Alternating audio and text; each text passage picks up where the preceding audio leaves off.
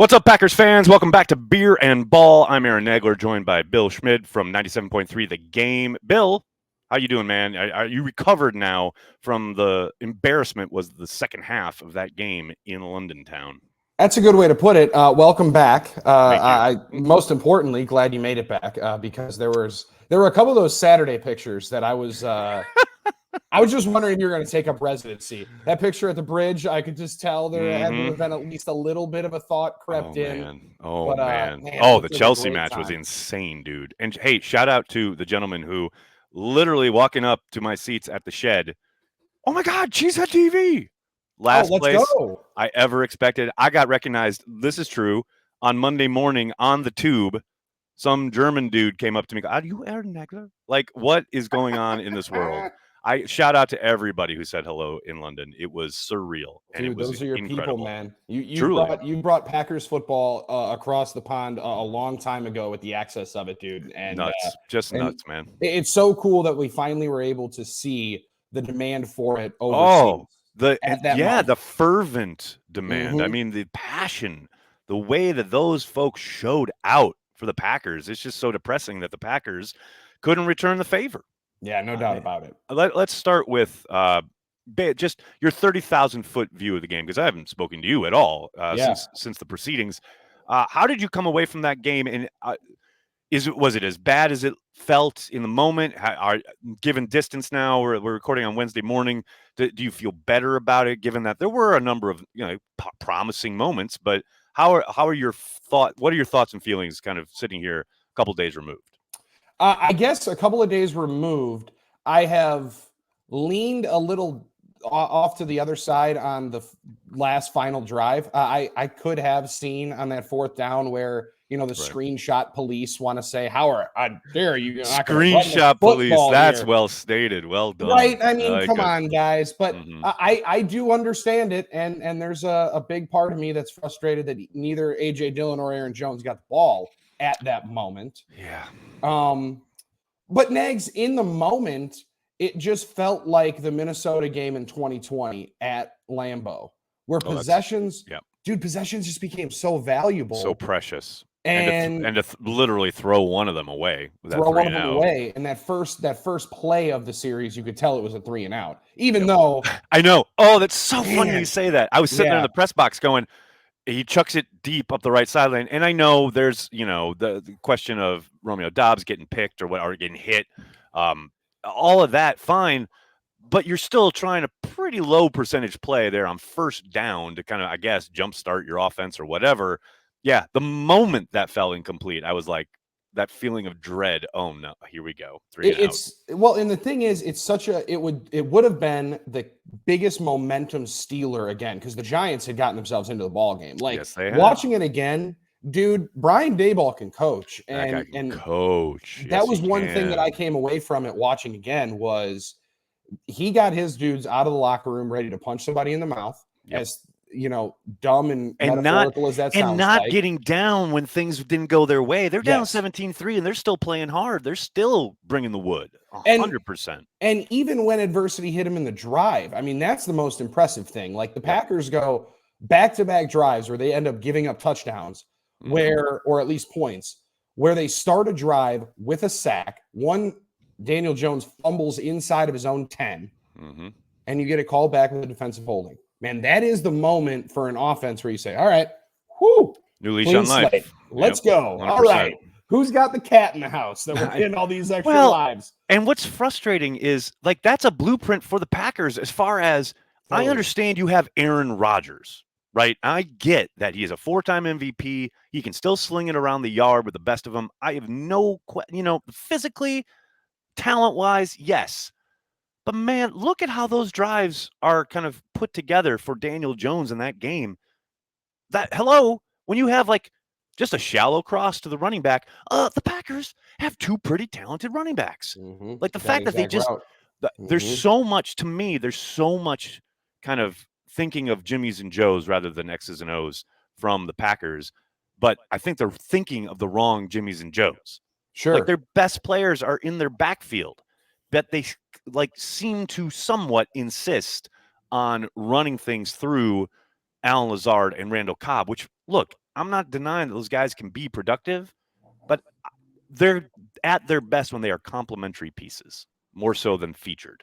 And I think Aaron all but mentioned it yesterday when he was talking to Pat, when he said, 13 targets, I still don't know is in the game plan for Randall. You think? I mean, Right. Listen, dude, I love Right. Randall Cobb as much as the next Packer fan because he's provided me a lot of unbridled joy as a Packers fan.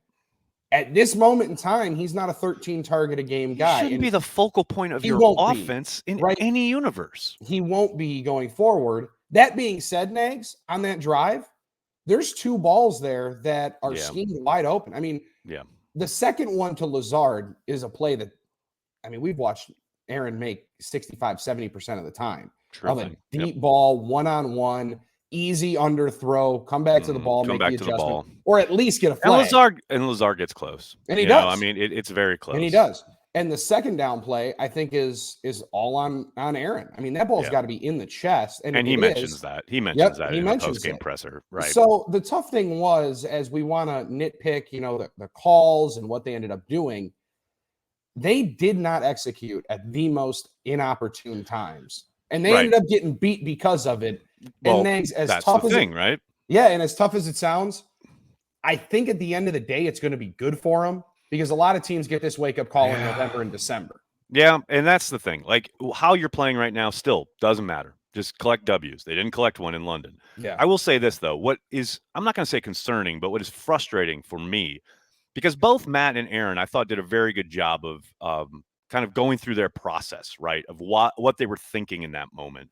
And, Aaron post-game said, I like the calls. Matt on Monday, I thought, did a great job of walking us through, here's our thinking on it, blah, blah, blah, blah, blah. And I know he was dismissive of the time that the defense was on the sideline, saying like, well, it's the same amount of time. Well, no, it's not if you pick up a first down.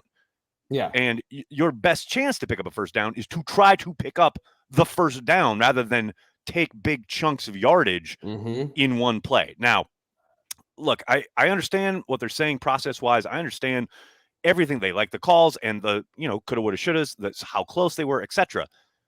But it is the antithesis of complementary football when your defense has been out there for 8 minutes drive time, not real time, 8 minutes of drive time, gave up a touchdown. It is now a tie game. Play some complementary football, not to mention your best guys on offense are in the backfield. Run the ball. Just run the ball. I get it. Again, I understand the process. I understand the thinking. But complementary football just went out the window in the second half for the Green Bay Packers. And to me, that is, again, not concerning, but it's the most frustrating thing. And it's what killed them, and it's what's killed them in multiple different instances when these types of games have happened. So, and that's the thing. When are you going to learn from these mistakes? That's the concerning thing for me now. Right? Was like last week I was looking at the different recipes for how the Packers lose. And under Matt, there have been these long road trips that an underwhelming opponent is maybe the better way to put it. Yeah. I do think the Giants are a little bit better than we. They're much better than most people gave them credit for coming into the season. Especially just on the line of scrimmage. They're better than everybody gave them credit for. All that said, they were like a mash unit out there at the end. And they still executed. Points in 30 minutes, right? Like you put up 20 points in 30 minutes, not playing your style of football. And then in the offseason, we just bantered about and hit it back and forth. Can they really be defensive? Can they really be an offensive-minded football team without Davante Adams? Right. Nags, they got to be a complementary football team. Well, more so than ever. More so than ever. 2019, that's what they were, and they won 13 games because of it. Was their defense all world in 2019? It was good. It was good at times. It was opportunistic, but it wasn't top 10. Yeah, Like it was upper. Well, then they were 13th, so like they were, they were upper half. Yep, they were there. They were better than this defense, I'll tell you that. And that's where you need to figure out is why I thought Schneidman put it so perfectly after the game. I watch a team that's got more talent on defense than I've seen not be able to get as much out of it on defense. Out of teams that I've seen. So I don't know if that's coaching and I don't know if that's scheme, but I know right now it's execution and it's got to go on your high priced talent that they have on that side. Well, yes and no. I think what's frustrating is, like, to your point, like, there's so much talent there, and we can see it. Mm-hmm. But I do think at some point you have to, if your tendencies on defense and what you quote like to do, right, are so consistent, and you have very little kind of wavering from, all right, for the most part, we're going to play a too high shell, some Yep. quarters coverage. We're going to rush for the majority of the time. And I think, there were a few more pressures, at these past few weeks. But man, when the book is out on you and everyone knows the book, I mean, my God, the deep crosser at this point, the over route, they haven't defended one yet. No. Can we no. reroute someone at the line of scrimmage for the love of Croy? Can we do something to dictate on the defensive side of the ball? But teams know they're not going to do that. And most of those are there whenever they want. I mean, whenever they want. It's so, to me, that's where it's like, yeah, do the guys have, like, I think Devondre Campbell needs to play a little bit better. I think Rasul Douglas is playing out of position. All of that may be, like, true, but at least help your dude so that the opponent doesn't know exactly what to expect down in and down out. And that's where I gotta I have to know where the thought process is on so much of the too high. Is it because everybody does it, right? And you want the system, it's the Fangio style. Well, great, but you don't got Vic Fangio. I do remember Vic Fangio blitzing on occasion. Yeah. When he was coordinating the Bears. And Matt mentioned this on Monday, the fact that, okay, yes, no, there haven't been a lot of exotics, but traditionally you get to your exotics on a 3rd and long, and the Packers up until this game had been quite good on 3rd and long. Yeah. But man, they are getting killed by crossers. Deep overs and crossers are killing them each and every week. And at some point you would suspect a change or some kind of adjustment we made there. But so far, I've seen precious little of that. Yeah, and for one of the better 3rd down defenses in football, 3rd down was what killed them there in London. I mean, that 3rd and 13, you got to get off the field, and you allow Ricky James to get off his couch and run 14 yards and pick up a first. It's like there's so many opportunities they had to get off the field, and one play goes their way in that second half against the Avalanche, and it slows it down. They just didn't get one. It's Nags, it's like I said, it's a good lesson to learn because this team's going to have to learn how to win football games, I think, in a bunch of different ways because they're not going to be able to go 2020 scorched earth tour and just blow teams out. No, that's not this team. And they're not going to be 2015 Denver Broncos as much as people want them to be, right? Where they just shut teams down and give up 200 yards of offense. Yep. No. That not as currently constructed / as they're playing. There's just no way.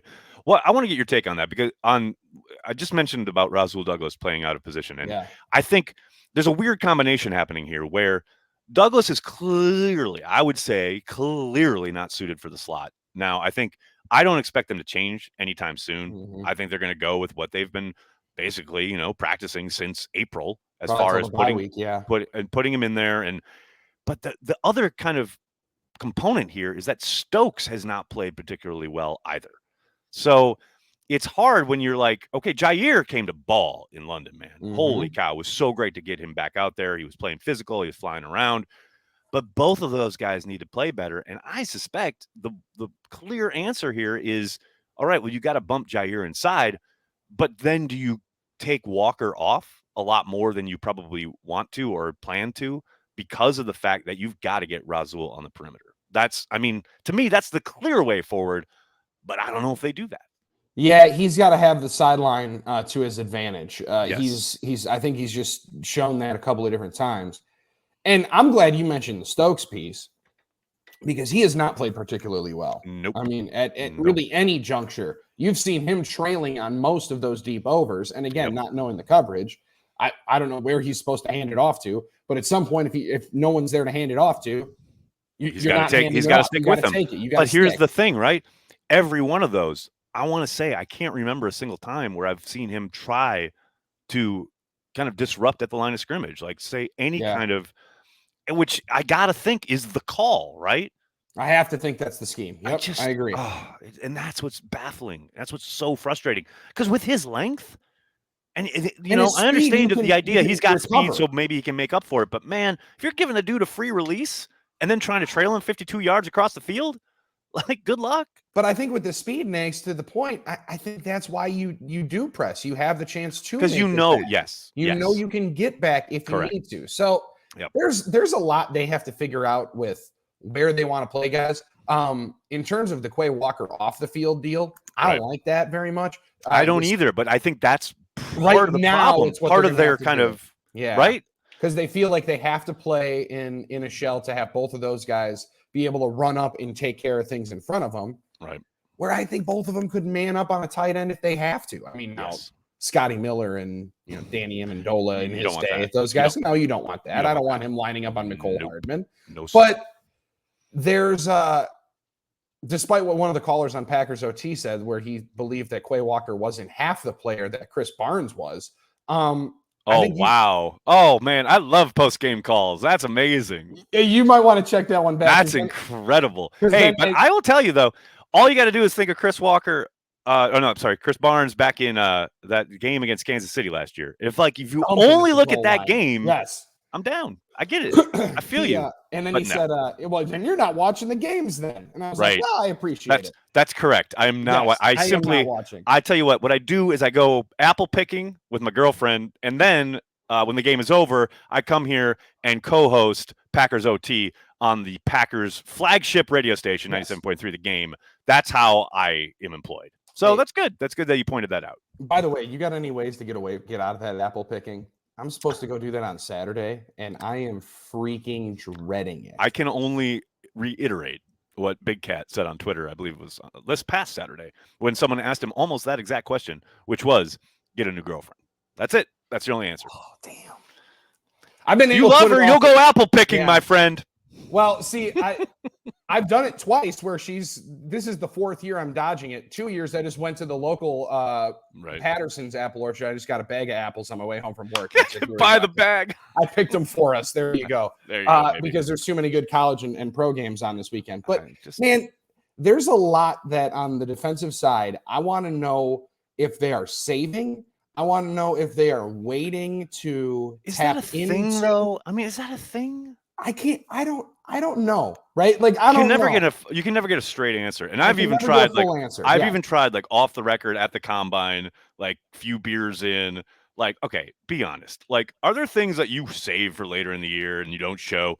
I can never get a straight answer from these dudes. I just never know, because if Matt insisted a couple of years ago when Pettin was relieved, and correct me if I'm wrong on any of this, right. where he wanted them to be more gang tackling. Yes. He always uses the rally to the ball. You were about to make the exact point I wanted to make at some point during the podcast. I want to be physical at the line of scrimmage. I want to prep, and then where is that? Does that? Where is that? New England starts to do it when Bailey Zappi comes in, and then at halftime you apparently go up to him and abandon it.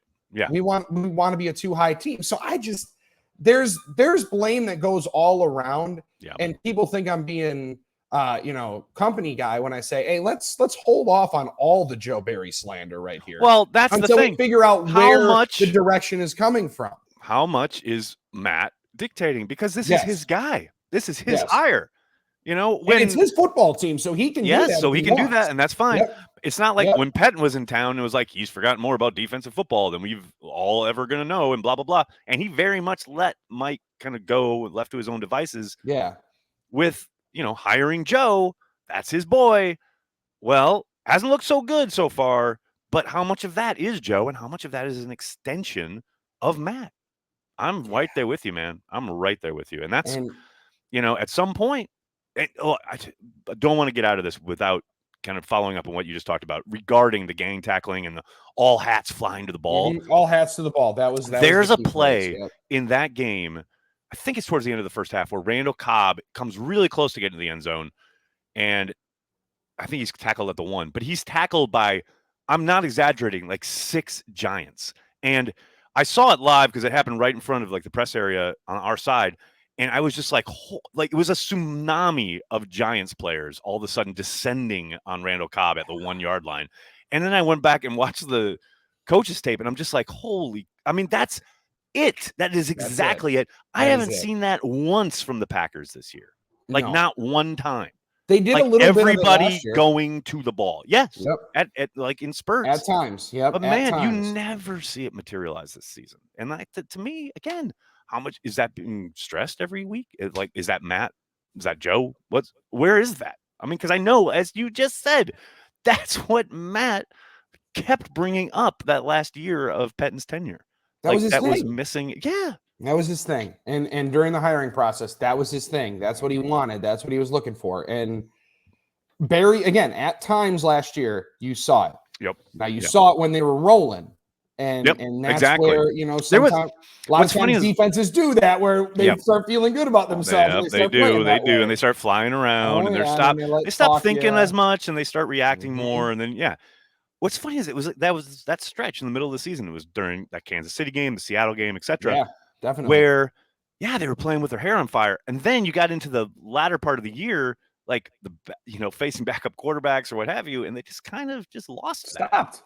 And just stop doing it. And they have not found it again this season so far. There's no doubt about it. But hey, we're talking coaching, we're talking offense, defense, what have you.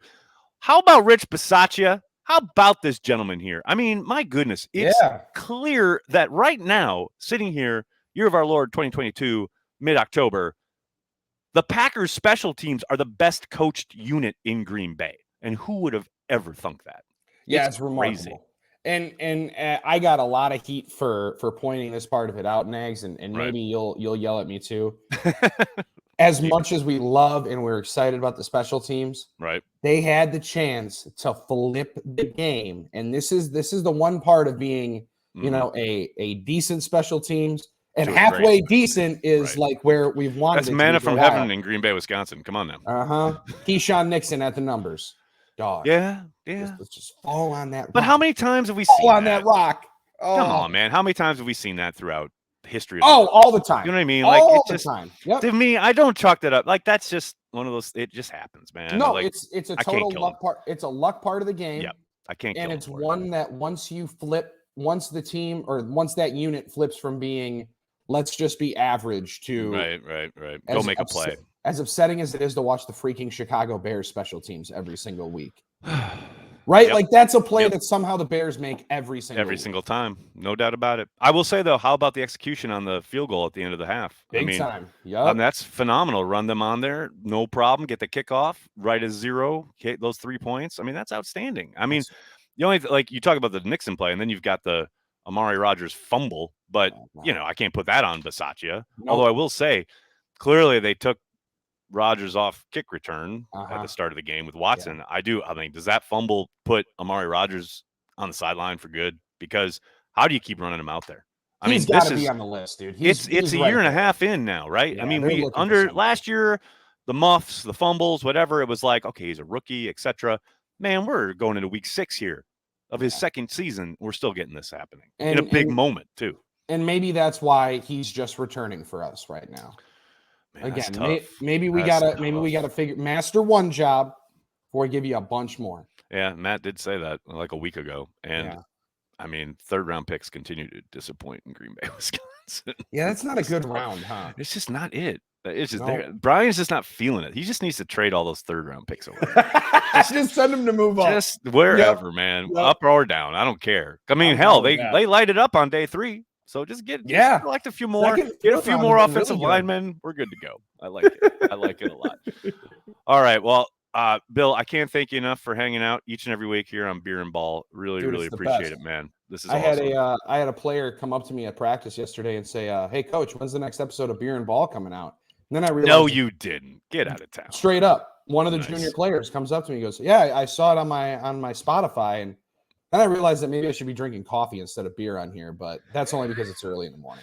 Well, see, it's early in the morning, but sir, I just tell you, I just got back from London, and man, this is true. Yesterday morning when I woke up, I went to get breakfast at 9:15 or so. I walked in, and there were dudes with like 3 empties on the table already. That's awesome. Having their 4th pint. Yeah, and not just one table, like many tables. I'm like, these are my people. These are my people. That's why I was worried. I didn't know if we were going to get you back. I didn't know if you were going to start looking at spots over there. It's tempting. I'll tell you. But I will say though, it's just no. Like it's a land for hobbits, man. It's just there's things I love about it, but I I like living in New York way too much. I bet you do. So I got one question out of it. Do Yes, you sir. think that they could do it?